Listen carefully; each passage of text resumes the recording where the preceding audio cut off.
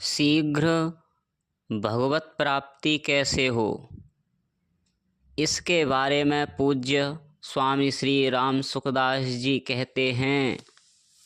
साधकों के सम्मुख दो बातें विशेष रूप से आती हैं, एक संसार की और दूसरी परमात्मा की।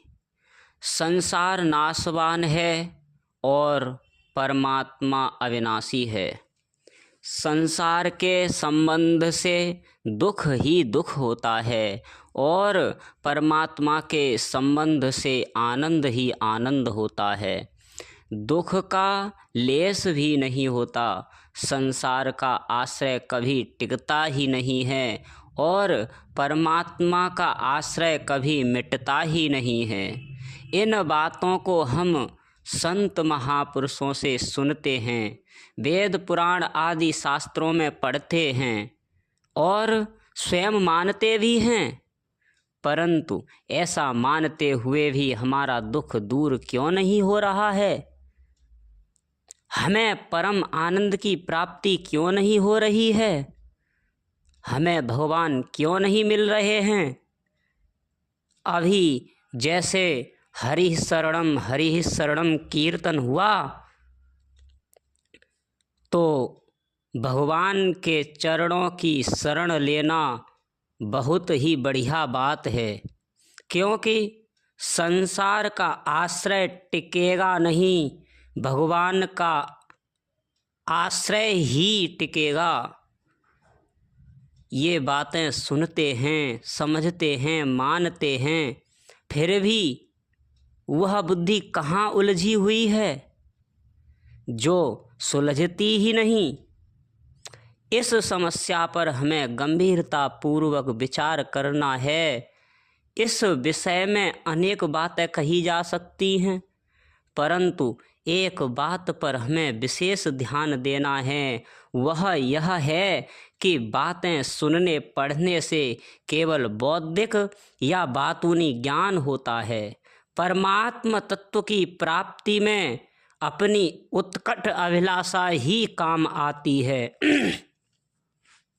बौद्धिक या बातूनी ज्ञान कुछ भी काम नहीं आता। जिस दिन हमें संसार का संबंध सुहाएगा नहीं और हम परमात्मा के बिना रह नहीं सकेंगे, उसी दिन हमें परमात्मा तत्व की प्राप्ति हो जाएगी। उसी समय उसी दिन हमें परमात्मा की प्राप्ति हो जाएगी। संसार असत्य है ऐसा मानते हुए भी यदि हम सांसारिक सुख भोगों को भोगते रहेंगे तो उससे हमें कोई लाभ नहीं होगा। परमात्मा सत्य है, उनका नाम सत्य है, ऐसा कहने मात्र से कोई विशेष लाभ नहीं होगा। उलझन ज्यों की त्यों बनी रहेगी। इस उलझन को तभी मिटाया जा सकता है जब हमारी वर्तमान समस्या यही बन जाए कि संसार से संबंध विच्छेद कैसे हो, परमात्मा की प्राप्ति कैसे हो। यह ठीक है कि हम परमात्मा की प्राप्ति चाहते हैं, तत्व ज्ञान चाहते हैं, मुक्ति चाहते हैं, भगवान के दर्शन चाहते हैं, भगवत प्रेम चाहते हैं, परंतु हमारी इस चाह की सिद्धि में एक बहुत बड़ी बाधा हमारी यह मान्यता है कि भविष्य में काफ़ी समय के बाद भगवत प्रेम होगा, समय लगेगा तब कहीं भगवान के दर्शन होंगे, समय पाकर ही तत्व ज्ञान होगा। परमात्मा की प्राप्ति में तो समय लगेगा। यह जो भविष्य की आशा है कि फिर होगा, वही परमात्मा प्राप्ति में सबसे बड़ी बाधा है। फिर होगा, यही तो परमात्मा प्राप्ति में सबसे बड़ी बाधा है। सांसारिक पदार्थों की प्राप्ति के लिए तो भविष्य की आशा करना उचित है, क्योंकि सांसारिक पदार्थ सदा सब जगह विद्यमान नहीं है, परंतु सच्चिदानंद घन परमात्मा तो संपूर्ण देश काल वस्तु और व्यक्ति में विद्यमान है। उनकी प्राप्ति में भविष्य का क्या काम। इस तथ्य की ओर प्रायः साधकों का ध्यान ही नहीं जाता। वे ये मान बैठते हैं कि इतना साधन करेंगे, इतना नाम जप करेंगे, ऐसी ऐसी वृत्तियां बनेंगी, इतना अंतःकरण शुद्ध होगा, इतना वैराग्य होगा, भगवान में इतना प्रेम होगा, ऐसी अवस्था होगी, ऐसी योग्यता होगी, तब कहीं परमात्मा की प्राप्ति होगी। इस प्रकार की अनेक रुकावटें साधकों ने स्वयं भी लगा रखी हैं। ये ही सबसे बड़ी बाधा है। जिस दिन साधक के भीतर यह उत्कट अभिलाषा जागृत हो जाती है कि परमात्मा अभी ही प्राप्त होने चाहिए, बिल्कुल अभी, उसी दिन उसे परमात्मा प्राप्ति हो सकती है। साधक की योग्यता, अभ्यास आदि के बल पर परमात्मा की प्राप्ति हो जाए, यह सर्वथा असंभव है। परमात्मा की प्राप्ति केवल और केवल भैया उत्कट अभिलाषा से ही हो सकती है। आप सगुण या निर्गुण, साकार या निराकार किसी भी तत्व को मानते हों, उसके बिना आपसे रहा नहीं जाए, उसके बिना चैन न पड़े। मीराबाई ने भी कहा है, हे सखी, मुझसे हरि के बिना रहा नहीं जाता। निर्गुण उपासकों ने भी यही कहा है कि तत्व की प्राप्ति के बिना दिन में भूख नहीं लगती और रात में नींद नहीं आती। आप कैसे मिलें, क्या करूं? हृदय में क्षण क्षण व्याकुलता बढ़ रही है, उसे छोड़कर और कुछ भी नहीं सुहाता। संतों ने भी कहा है, नारायण हरि लगन में ये पांचों न सुहात, विषय निद्रा भोग हसी जगत प्रीति बहुबात। ये विषय भोग आदि पांचों चीजें जिस दिन सुहाएंगी नहीं, अपितु कड़वी लगेंगी, भगवान का वियोग सहा नहीं जाएगा, उसी दिन प्रभु मिल जाएंगे। इतने प्यारे भगवान, इतने प्रियतम परमात्मा, जिनके सामने कोई प्यारा हुआ नहीं, है नहीं, होगा नहीं, हो सकता नहीं, ऐसे अपने प्यारे प्रभु के वियोग में हम दिन बिता रहे हैं। उनके मिले बिना ही हम सुख से रह रहे हैं। भगवान कहते हैं, इतने से ही काम चलाओ और की ज़रूरत नहीं है। इसलिए चाह पूरी नहीं करते, परंतु जो भगवान के लिए दुखी हो जाए, उसका दुख भगवान से नहीं सहा जा सकता। उनके मिले बिना ही हम नींद लेते हैं, पर आराम करते हैं, बड़ा काला दिन है। इस प्रकार यदि उस प्रभु के बिना क्षण क्षण में महान दुख होने लगे, प्राण छटपटाने लगें, तो भगवान उसी समय मिल जाएंगे। उनके मिलने में देरी नहीं है। भक्त का भगवत प्राप्ति विषयक दुख वे सह नहीं सकते। वे कृपा के समुद्र हैं, फिर भी संसार दुखी है ना। संसार तो दुख के लिए ही दुखी हो रहा है। इसे दुख चाहिए, इसे आफत और चाहिए, धन चाहिए, बेटा पोता चाहिए। भगवान के लिए अगर दुखी हो जाए तो वे तुरंत आ जाएंगे। इसके लिए भीतर मात्र एक यही लगन पैदा हो जाए कि भगवान के दर्शन कैसे हों, भगवान कैसे मिलें, क्या करूं, कहाँ जाऊं, ऐसी छटपटाहट तो लगे। भगवान प्राणी मात्र का आकर्षण कर रहे हैं, उन्हें खींच रहे हैं। इसीलिए उन्हें कृष्ण कहते हैं। प्राणी जिस अवस्था या परिस्थिति में रहता है उसमें भगवान उसे टिकने नहीं देते, यही उनका खींचना है। यह भगवान का बुलावा है कि मेरे पास आओ। गीता में भगवान श्री कृष्ण जी कहते हैं, आ ब्रह्म भो नालोकः पुनरावृत्ति नोर्जुन मामुपेद्यतु कौन्तेय पुनर्जन्म न विद्यते। हे अर्जुन, ब्रह्मलोक पर्यंत सब लोक पुनरावृत्ति अर्थात जिनको प्राप्त होकर पीछे संसार में आना पड़े ऐसे हैं, परंतु हे कौन्तेय, मुझको प्राप्त होकर पुनर्जन्म नहीं होता। तात्पर्य यह है कि भगवत प्राप्ति के बिना मनुष्य कहीं भी टिकता नहीं है और बारंबार संसार में ही घूमता रहता है। भगवान को प्राप्त होने पर ही मनुष्य टिकता है।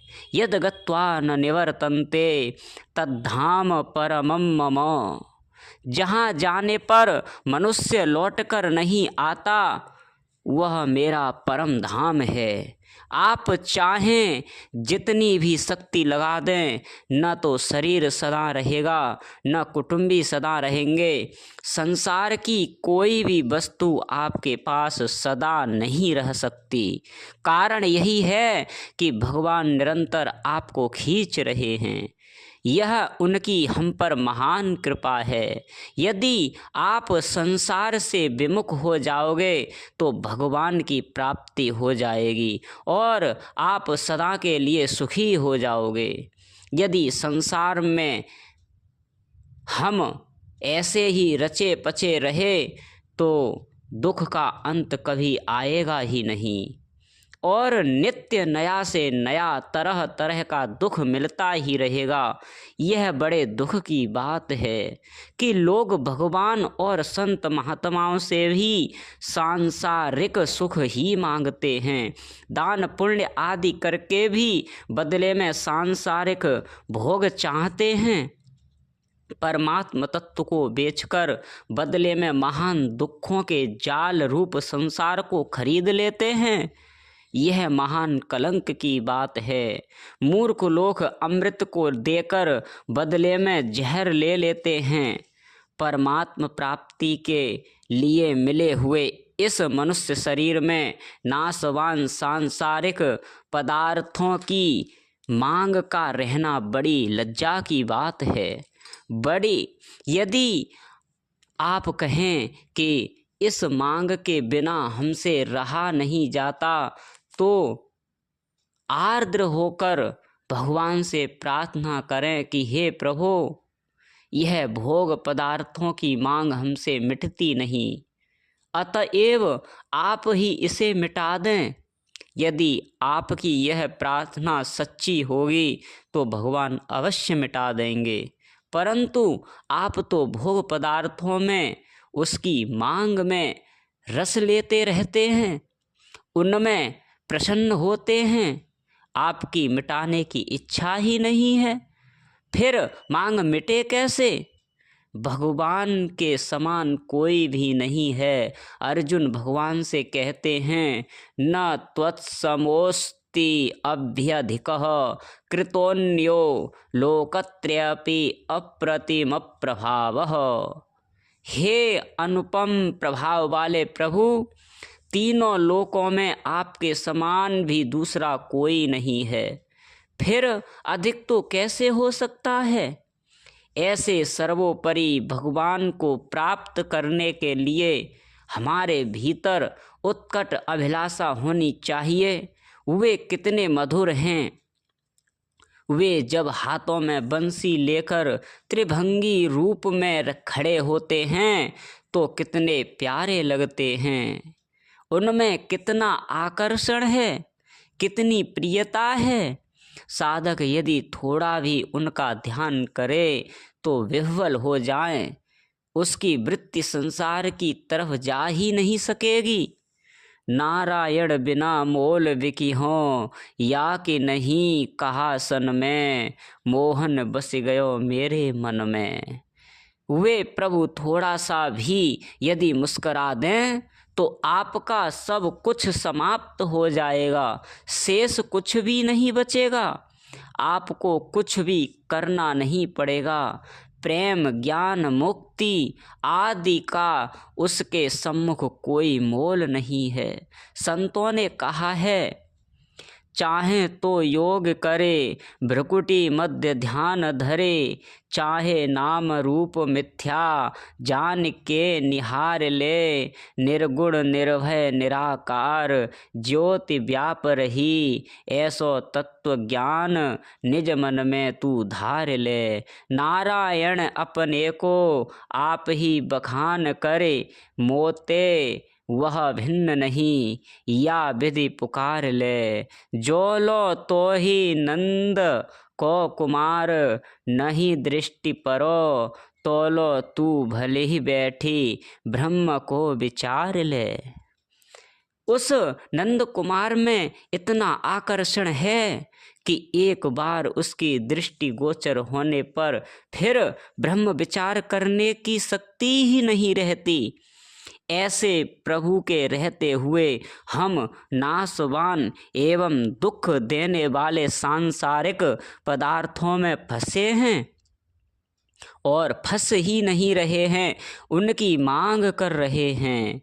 मान बढ़ाई, आराम, निरोगता, सुख सुविधा, धन संपत्ति आदि अनेक भोग्य पदार्थों को चाहते हैं।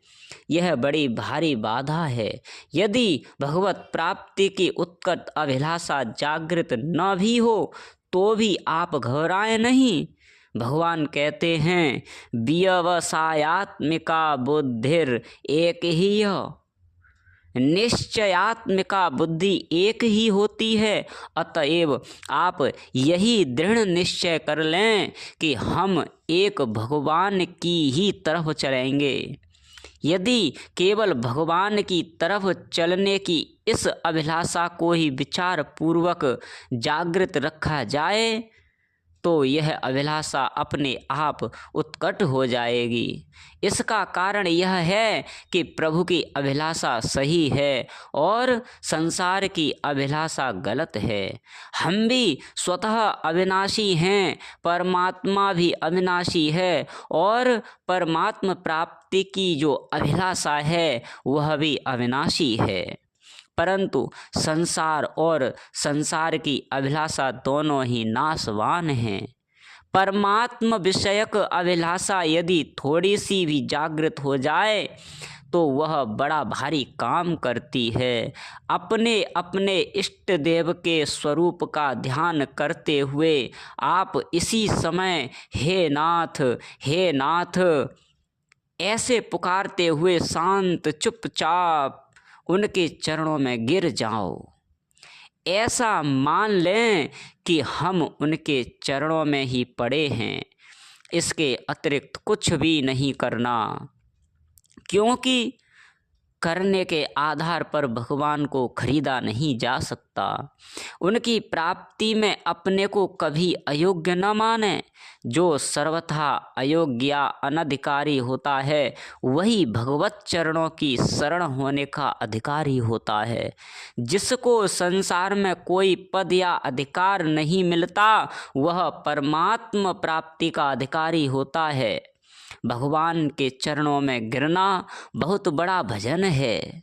इसलिए ऐसा मानते हुए उनके चरणों में गिर जाओ कि यह हाड़ मांस का अपवित्र शरीर तथा मन बुद्धि इंद्रियां हमारे नहीं हैं और हम उनके नहीं हैं। हमारे केवल प्रभु हैं और हम केवल प्रभु के हैं। पूरी गीता कहने के बाद भगवान ने संपूर्ण गोपनीयों से भी अति गोपनीय बात यह कही, सर्वधर्मान् परित्यज्य माम एकं शरणं व्रज अहं त्वा सर्व पापेभ्यो मोक्षयिष्यामि मा शुचः। संपूर्ण धर्मों, कर्तव्यों, कर्मों के आश्रय को त्याग कर केवल मेरी शरण में आ जा, मैं तुझे संपूर्ण पापों से मुक्त कर दूंगा। तू शोक मत कर। इसलिए दूसरे सब आश्रय त्याग कर एक प्रभु का ही आश्रय लें, क्योंकि ये ही टिकेगा। दूसरे आश्रय तो कभी टिक ही नहीं सकते। हर हर महादेव।